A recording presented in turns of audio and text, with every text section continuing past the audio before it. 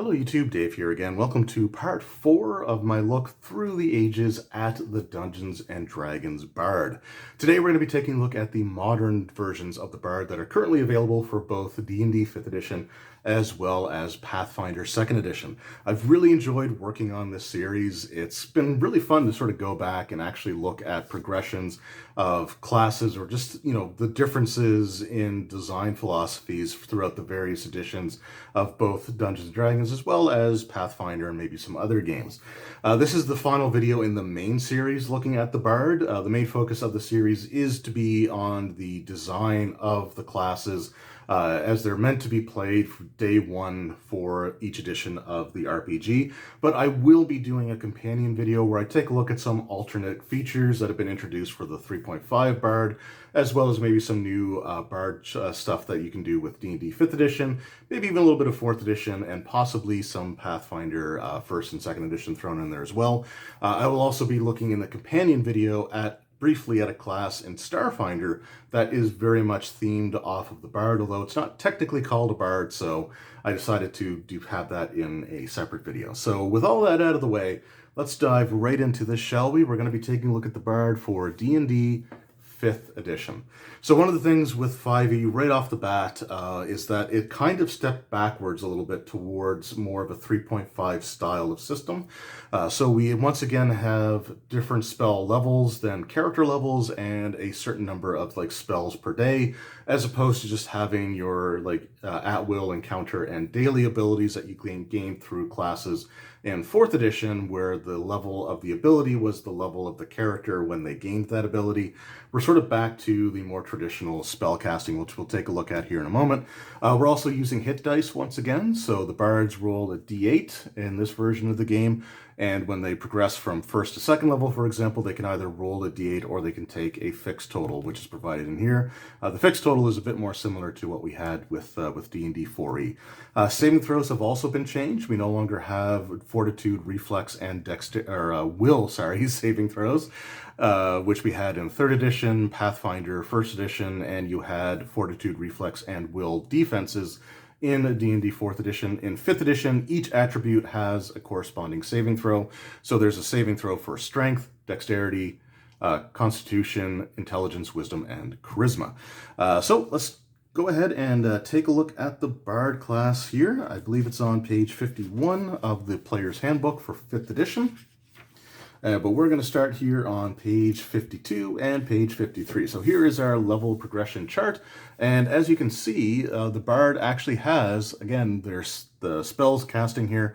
This is the first edition of the Bard class that we've looked at so far that actually has spell casting all the way up into 9th level spells. Previously, Bards usually stopped their spell casting progression at around 6th level spells, but here they actually go all the way up to level 9. Bards are also spontaneous casters, so they don't have to prepare their spells ahead of time. They just have a pool of spells that they know, and then they can cast those however they wish with the spell slots that they have available to them. As I already mentioned, they have their d8 for hit dice, but we also have our proficiencies, so they are proficient with light armor, simple weapons, as well as hand crossbows, long swords, rapiers, and short swords. They're proficient in 3 musical instruments of their choice. And in 5th edition, you have spellcasting focuses, which is sort of what you channel your magical energy through. And for the Bard, they actually use their instrument as their spellcasting focus. So instead of it being like a wand, staff, or like an orb or anything like that, they actually channel their magical energies using their whatever instrument that they choose that they're proficient in. They also have saving throws, proficiencies of dexterity and charisma, and they can be proficient in any 3 skills of their choice, as opposed to the other classes in 5th edition, which usually choose 1, 2, or 3 skills from a set list. The Bard here could be proficient in any 3 skills that they choose. So we took a look at their spellcasting here. They do use charisma as their spellcasting stat. That sets essentially their attack bonuses for any spells that require an attack roll, as well as setting the DC for spells that actually allow a saving throw. They also get Bardic Inspiration here. So before you had like the Bardic Music ability where they could inspire courage or competence. This one works a little bit differently, where those other ones usually were minor effects that affected several people at once. The Bard gets a number of inspiration die per day equal to their charisma modifier, and they can assign them as, I believe it's an action. Bonus action that they can do on their turn. The target has to be within 60 feet, but they basically grant them a Bardic Inspiration die. The die starts at 1d6, and once within the next 10 minutes after the bonus die is granted to an ally, they can add it to either their next, or they can add it to an ability check, attack roll, or saving throw anytime within that 10 minutes. If 10 minutes goes by and they haven't used the inspiration die, it disappears. Another weird mechanic in 5th edition that honestly I really didn't like, and I don't enforce that thoroughly, is the fact that technically the Bardic Inspiration die can only be used after a roll is made. You can choose to roll it right away, or you can wait until after you make the roll, but you're supposed to choose whether you use the Bardic Inspiration die before the Dungeon Master tells you whether you failed or not. And that's kind of a weird thing to have in the game, because truthfully, and not out of any maliciousness, but as just a force of habit, when someone rolls for something like an attack roll or a saving throw and they say the number out loud, just usually the DM will just say, okay, well, I'm sorry, that fails or that missed. So you have to kind of fight that instinct a little bit. And the argument could technically be made that if the DM lets things like an enemy's armor class or spell DC, or even like a skill DC for something, like if that number is made aware to the group, you could technically argue that the player would know immediately that they failed and therefore would not be able to add the die. It's a weird system. I don't use it myself. Like, it's kind of become a little bit of an in-joke, honestly, in our groups, where if somebody rolls and they have something like a Bardic Inspiration die or just a regular inspiration that they can use, if it's low enough in sort of a tense enough situation, I'll just simply say, are you sure that's all you got?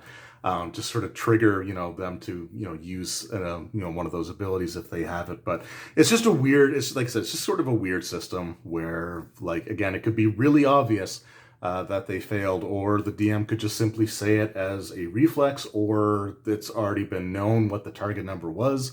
So it's a weird mechanic. I don't really enforce it all that thoroughly, but it is the way that the system was designed. Like I said, it was one of those things where it was really hard not to just immediately say, okay, well, I'm sorry, that missed. That's like decades of DMing experience made kind of difficult there. But that's the way that the mechanic is supposed to work. Now, the Bardic Inspiration die, it does start at a d6, but as the Bard progresses throughout their levels, they can increase. So let's actually zoom it just a little bit further here. So they can actually increase up to a D8 at 5th level, a D10 at 10th level, and a D12 at 15th level. At 2nd level, they gain the Jack of all trades ability, and this is one of the things that is sort of the workaround for a limited number of skill proficiencies, where they get to add half of their proficiency bonus rounded down to any ability check, which is essentially skill checks or certain things like initiative is actually technically a dexterity ability check. So they can add half their proficiency bonus rounded down to that. And that's sort of the workaround, like I said, for not having a higher number of trained skills. So they also gain at 2nd level the Song of Rest. So in 5th edition, each character class has a number of hit dice equal to their level. The hit dice is the same as what they would roll normally. So bards, for example, a 5th level bard would have 5 d8 hit dice that they can use for out of combat healing at the end of what's considered a short rest, which is an hour of basically uninterrupted rest, or rest where you are doing very light activities. You can then choose to spend hit dice where you roll whatever the die is. In the bard's case would be a d8, and they get to add their con modifier. If during the rest the bard performs the Song of Rest, when the characters go to spend their hit dice, they can actually, each of those creatures also regain an extra 1d6 hit points. It's not per hit die spent, but it's just an extra number of hit points that they get back based on the roll of a d6. And again, similar to the Bardic Inspiration die, it also increases in level as you go. So at second level, it is a D6. And then at ninth level, it increases to a D8. At 13th level, it increases to a D10. And it goes up to a D12 at 17th level. At third level, the Bard chooses a Bard College, which is kind of similar to... It's almost like a prestige class kind of thing, or like a Paragon path from D&D 4th edition. It's class specific, and it's sort of meant to like integrate it into the character's progression. Instead of it being like a prestige class in the older versions where you had to work towards a certain thing, here it's just an ability that you're a specific set of abilities that you can choose from. So we've got the two different Bard colleges, the Bard College of Lore and the Bard College of Valor, which we'll take a look at here in a moment. At third level, they gain expertise, so they can choose 2 of their skill proficiencies, and their proficiency bonus is doubled for that. So if your proficiency bonus is +3, if you choose to be an expert in it, then you actually get +6 instead of +3. At 10th level, you can choose another 2 skill proficiencies to gain this benefit. So it's kind of strange that you get 4 skills that you can do that with. But the colleges, since you only get 3 that you're technically proficient in, but there are ways to get other skill proficiencies, which we'll see when we get to the Bard colleges. We also have ability score improvements, which is a standard thing that every class gets. Font of Inspiration. So beginning at 5th level, you regain all of your expended uses of Bardic Inspiration when you finish a short rest as well as a long rest, whereas before it had to be a long rest. At 6th level, they get Counter Charm. So at 6th level, you gain the ability to use musical notes or words of power to disrupt mind-affecting or influencing effects. As an action, you can start a performance that lasts until the end of your next turn. During that time, you and any friendly creatures within 30 feet have advantage on saving throws against being frightened or charmed. A creature must be able to hear you to gain this benefit. The performance ends early if you're incapacitated or silenced, or voluntarily ended. So it's kind of like their counter song ability that they had before, although instead of it just being able to flat out negate it, here what it does is it just grants you advantage, which is the ability to roll 2d20 instead of 1 and take the better of 2 numbers.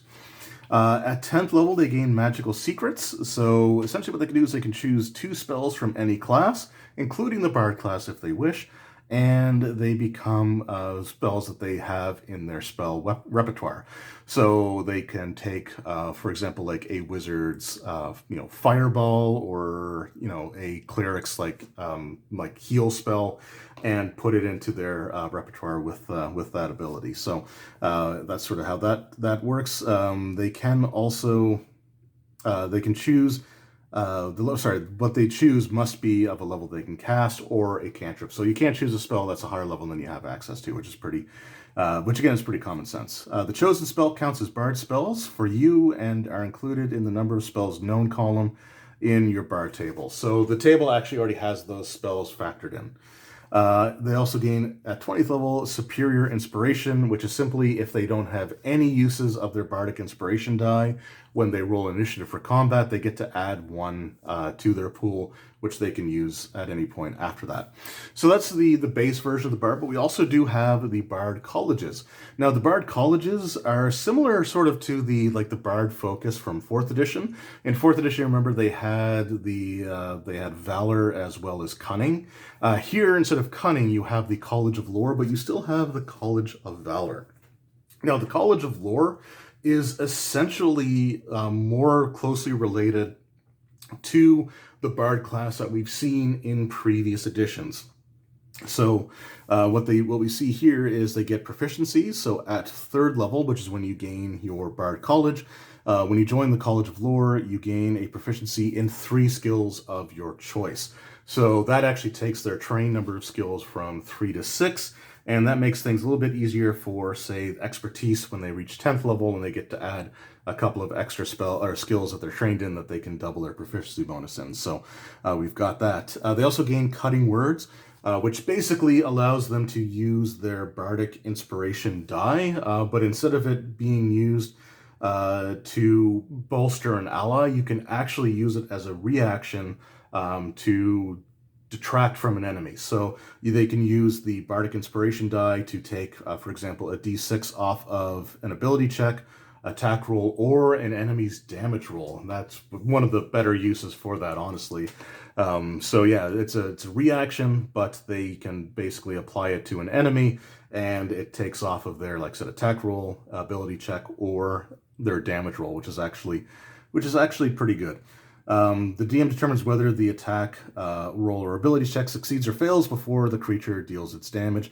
And so the creature's immune if they can't hear you. So obviously cutting words requires that the target isn't deaf or otherwise unable to hear the bard casting it or using that ability. They also gain additional magical secrets. So at 6th level, they learn 2 more spells of their choice from any class. The spell that they choose must be a level they can cast, as shown on the bard table or cantrip. The chosen spells count as bard spells, but do not count against the number of bard spells you know. So again, it's not reflected in the chart like the previous version was, because that was a base class feature, which every bard gets at that level, whereas the College of Lore is sort of separate from that. So that's where we get that one there.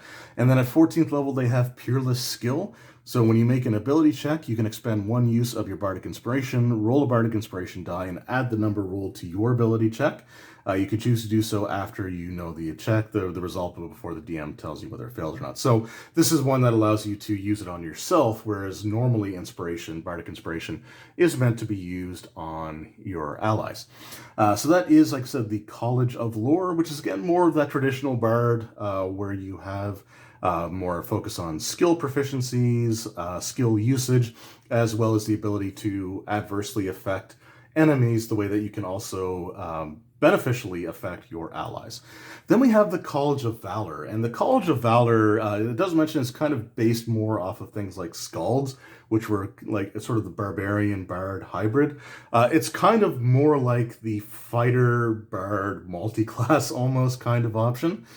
So the College of Valor bards at 3rd level, they gain proficiencies in medium armor as well as shields and martial weapons.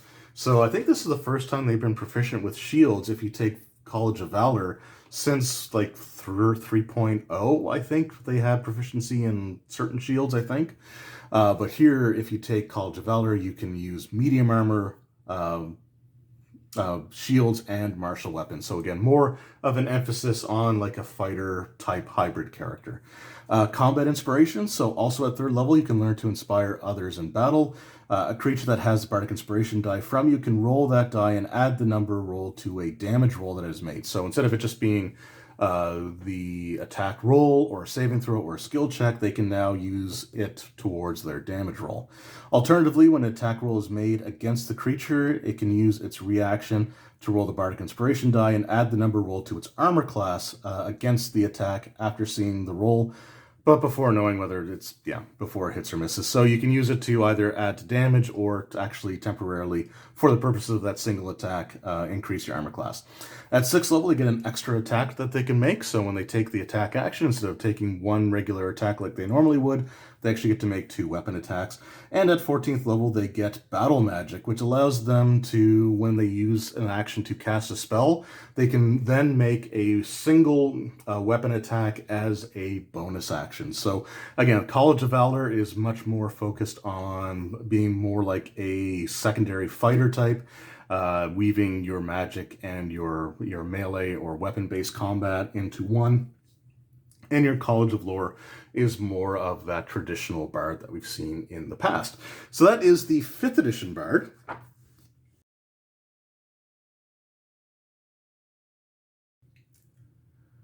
So now let's take a look at the most up-to-date or recent version of the Bard class. We're going to take a look at Pathfinder 2nd edition. Before we get into it, though, there are a few things about Pathfinder 2e that I feel compelled to mention because it does sort of drive the design influence for the way that Pathfinder 2nd edition was developed.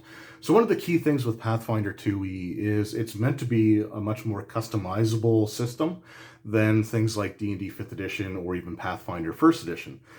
Things like your ancestries, which is your race or your class, They'll have feats that you can gain as you progress through, the various levels of character progression. At certain points, you can add these extra feats for your ancestry or your class, and they sort of, again, they customize what racial abilities you get. But for the classes, the class-specific feats, they really do kind of flesh out the class, and they customize them for you in ways that you didn't normally get before, where you just had like a set number of abilities that every class would get, and there might be some minor variation. Like we had the Bard Colleges in 5th edition, but every other ability that the class gets is typically the same. So most of the level dependent features that every character gets, or every character of that class gets, are going to be focused more or less around simply improving your level of proficiency or training in things such as skills, saving throws, attacks, or spell casting. In Pathfinder 2nd edition, you have 5 levels of training and things like skills, attacks like weapon attacks, armor, defense, spell casting, skills, everything like that. So what you have is untrained, where you just don't get to add anything to rolls made in something that you're untrained in. So if you're not trained in the use of a weapon, you don't get to add any bonus whatsoever when using that weapon.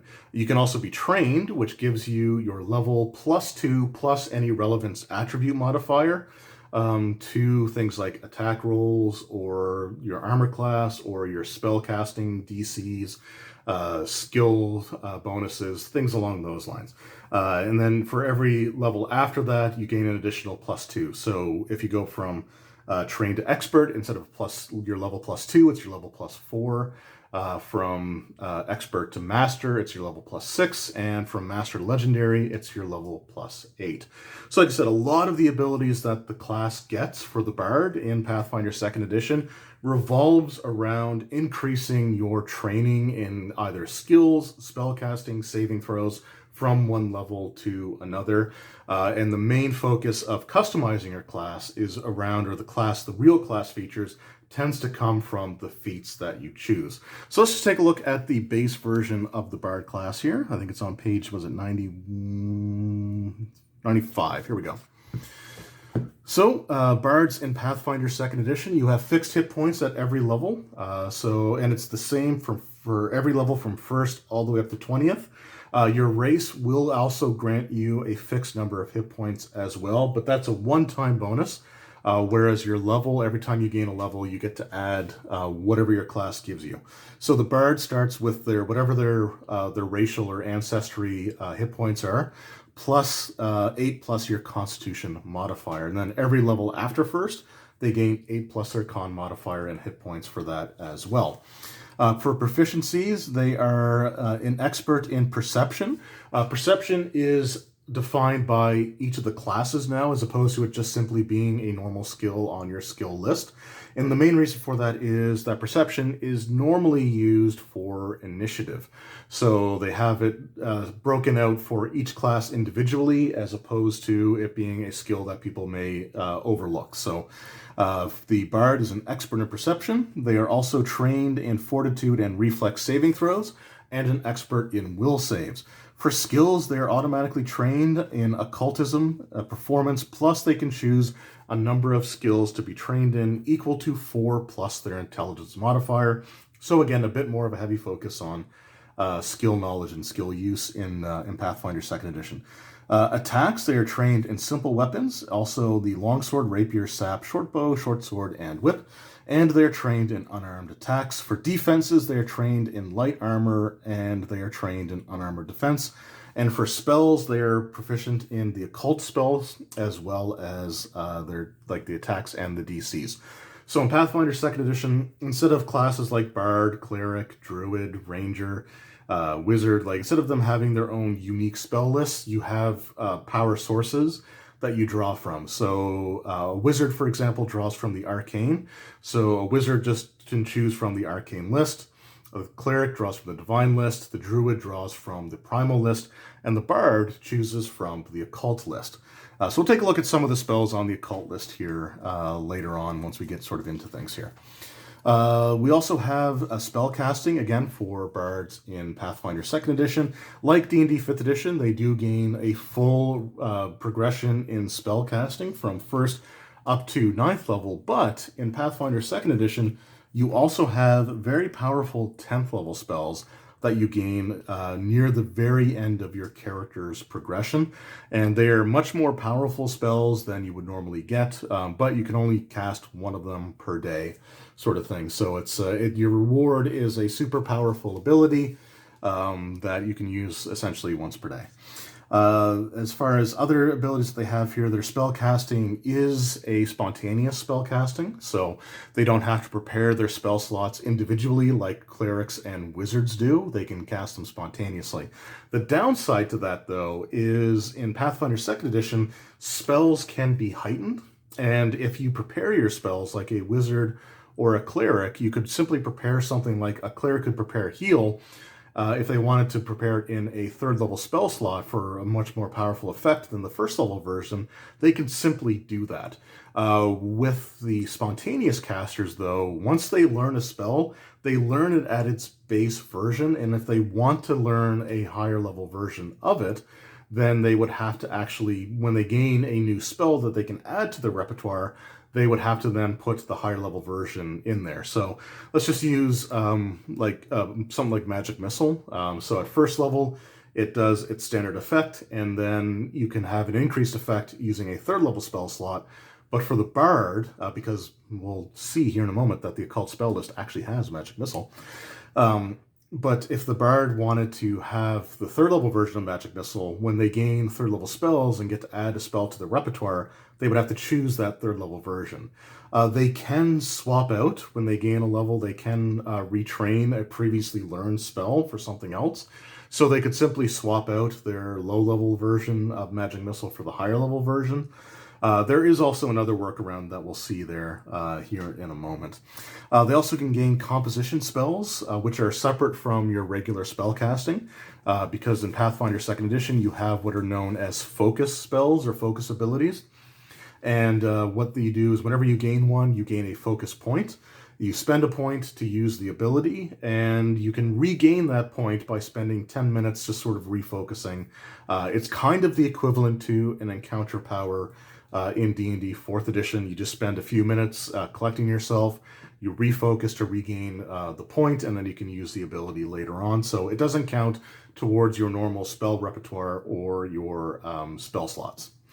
They can also gain some cantrips as well, so composition cantrips, which just, they don't count against anything. They don't require the use of a focus point because cantrips are essentially at-will abilities. Now, the Bard in Pathfinder 2nd Edition, where we saw, like in D&D 4th Edition, you had your choice of being a Cunning Bard or a Bard of Valor, or like the colleges that we saw in D&D 5th Edition. In Pathfinder 2nd Edition, at 1st level, the Bard chooses their muse, which just sounds really fancy to say.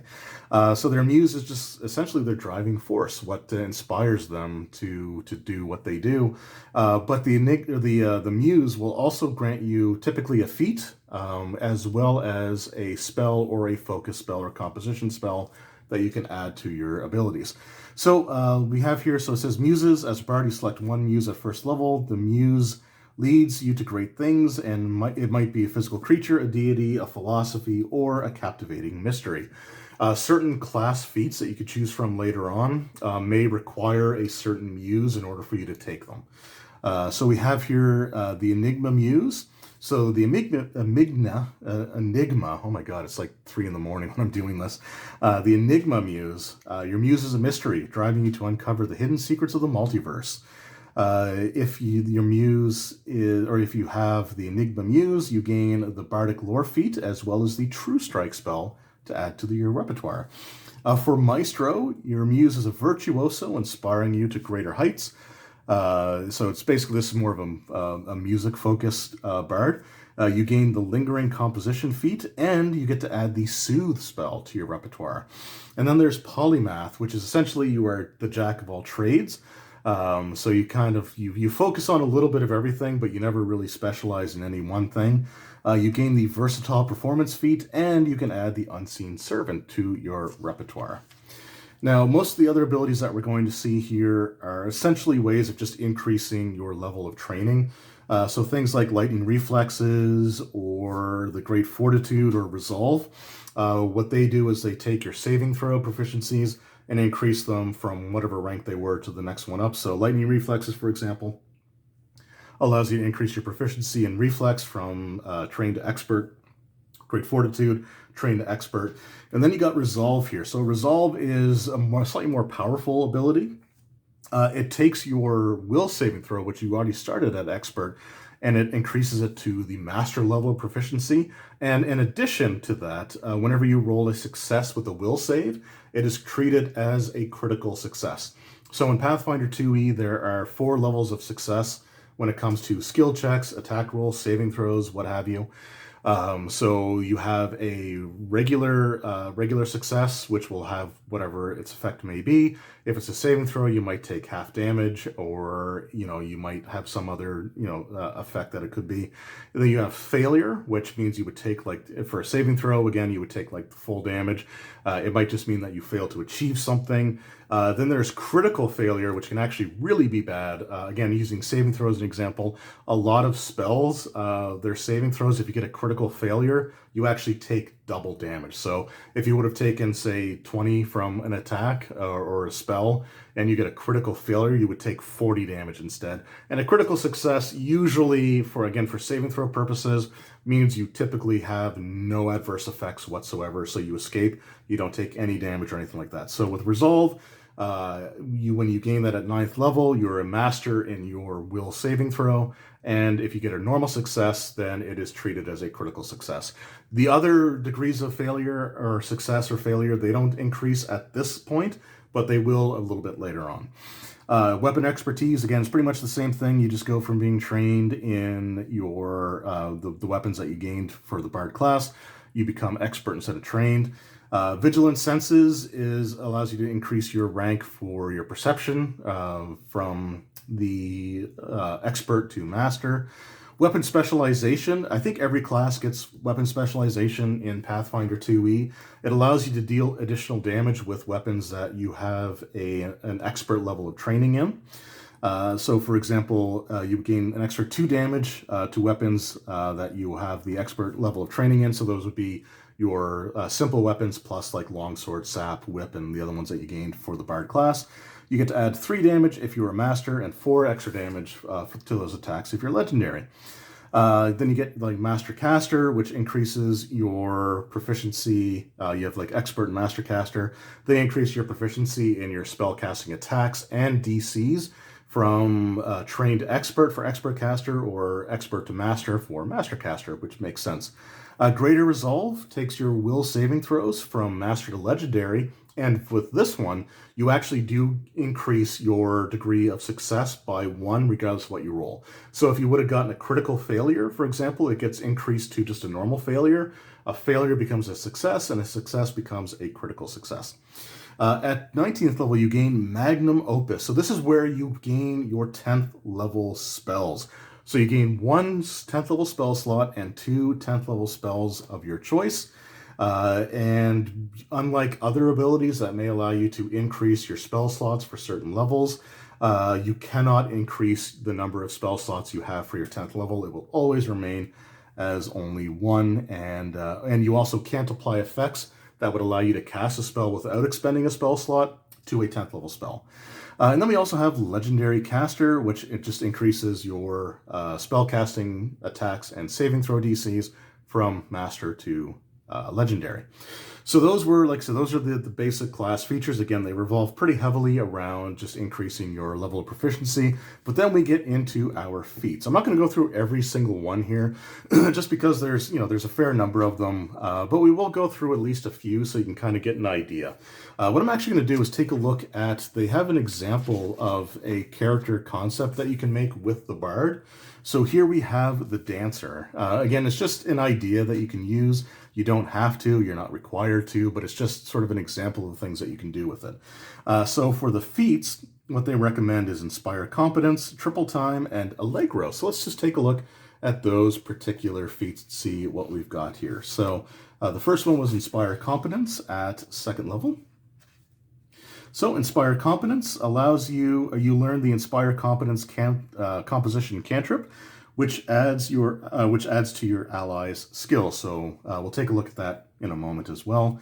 The next one was Triple Time. So it says you learn the Triple Time composition cantrip, which speeds you and your allies for a round. And then the last one that they showed there was Allegro at 14th. So you quicken your allies with the fast-paced performance, so you learned the Allegro composition cantrip. So let's just take a look at page 386 for some of these abilities.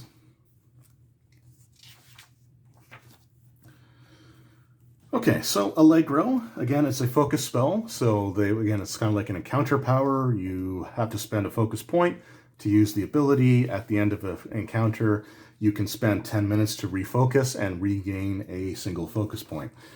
So Allegro is a 7th level ability, counts as a cantrip. So actually this one does not require you to use a focus point, which is cool. So it's a range of 30 feet. It targets one ally, and when you perform rapidly, speeding your ally. The ally becomes quickened and can use an additional action to strike, stride, or step. So normally in Pathfinder 2nd Edition, you have 3 actions that you can take in a round, and certain abilities may require the use of like 2 or more of those 3 actions.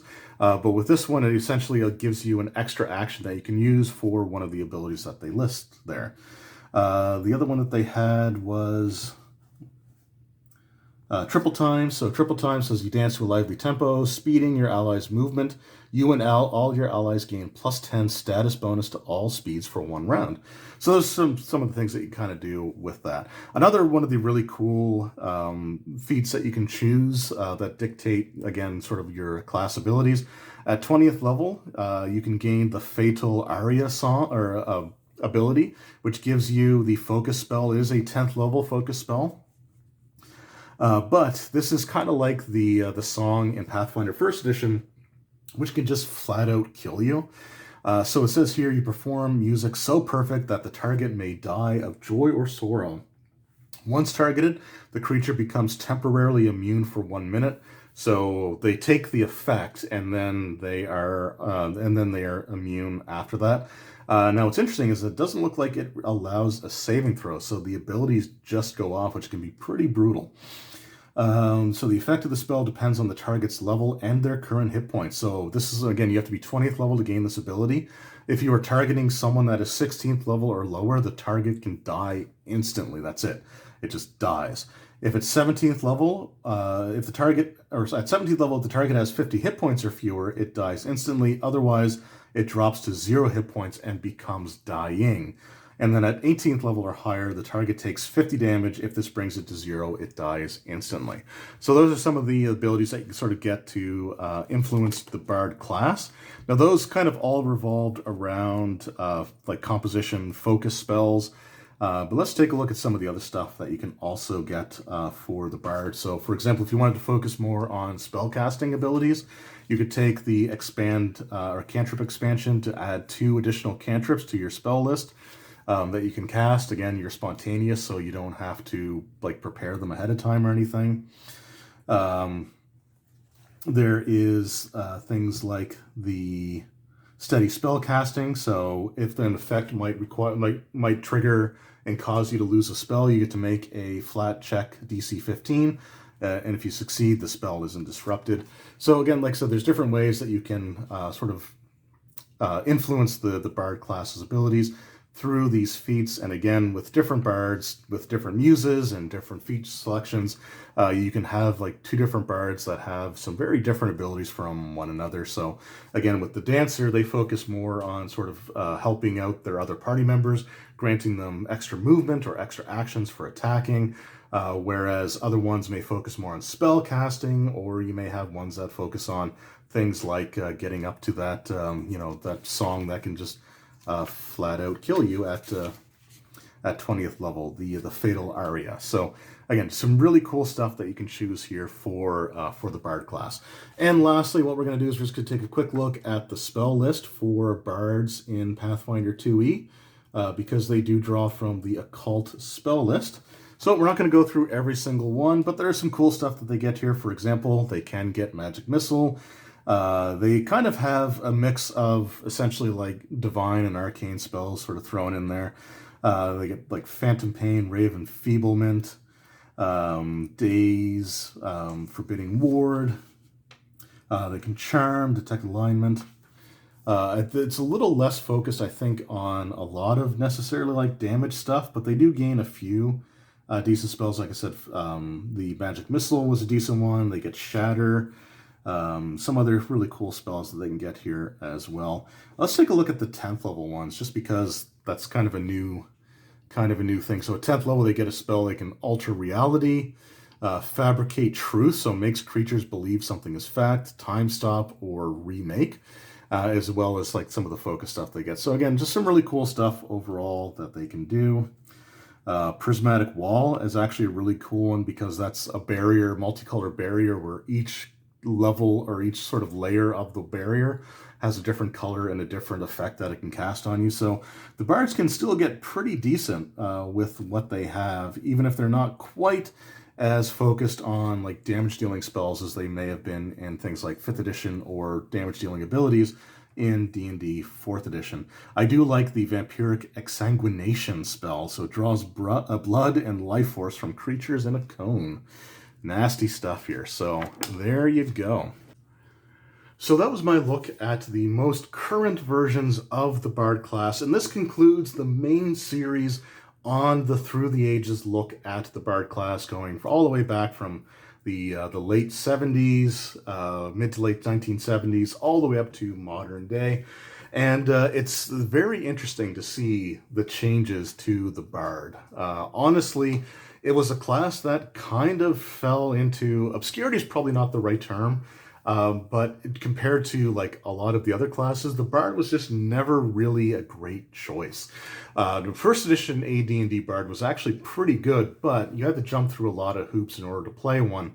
And by the time that you got to play one, a lot of campaigns would typically be winding down by that point. So how often, if you made a Bard, did you really get a chance to play it? In 2nd edition AD&D, as well as 3rd edition and even 3.5, the Bard was just not a great class. It was the epitome of jack of all trades, master of none. They could do a little bit of everything, but they were just never as good at anything as any of the other classes. The Pathfinder 1st edition Bard was definitely a step in the right direction. It was still the weakest of the Pathfinder 1st edition classes, in my opinion, but it was still miles better than it was even in something like D&D 3.5. For me, the 4th edition Bard, like I said, is still probably my favorite overall, because it was the first time that I think the Bard class was really taken seriously in terms of trying to make it a viable class that people would actually want to play because they thought it was a good class and not want to play it out of a sense of irony. The 5th edition Bard is perfectly serviceable, it's a decent class, it's worth your time, and the Pathfinder 2nd edition Bard class is also really good with its customization, with the different feats and spell selection and your ancestry and everything else that you can customize in Pathfinder 2e. It does make it a little harder to talk about the class as a whole, though, because it can be it can vary drastically from player to player based on the choices that they make. But that's just one of the things that Pathfinder set out to do, was make things customizable. They're both great classes, but for me, the 4th edition Bard is still going to be my favorite overall. But what do you guys think? What is your favorite version of the Bard that we've taken a look at so far? Was it the 1st edition AD&D essentially prestige class, where you had to take dual classing in order to gain the ability to become a Bard much later on through the campaign's progression? Was it the 2nd edition AD&D Bard or the 3rd edition D&D Bard for some reason? Did you 3.5, Pathfinder 1st edition, 4e, 5e, or the Pathfinder 2nd edition Bard? What's your favorite version of the Bard that you've seen so far? Anyway, thank you guys very much for watching. I really enjoyed working on this series, and I do plan on making more Through the Ages videos as we go. I actually have a poll currently up at the time that I'm recording this on my YouTube channel as to what the next video should be, and it's definitely an interesting race between 2 of the 4 options that I put on there. And that video will probably be coming out very, very shortly. The companion video for this, where I look at some of the alternate class features, I'll probably have that video up within the next couple of weeks. But for the main series, looking at the default version of the Bard, we have reached the end of the line here, and it was a lot of fun to work on. I really did enjoy it, and I hope you guys did as well. Anyway, thank you guys very much for watching. If you have any suggestions for the Through the Ages series, aspects of the D&D role-playing game that you want to see its evolution from various editions, let me know, because I'm always looking for video ideas when it comes to stuff like that. And I've already had a couple of good suggestions made to me already that I definitely have taken note of. But yeah, thank you guys again very much. I hope you enjoyed, and I will see you all next time. Take care.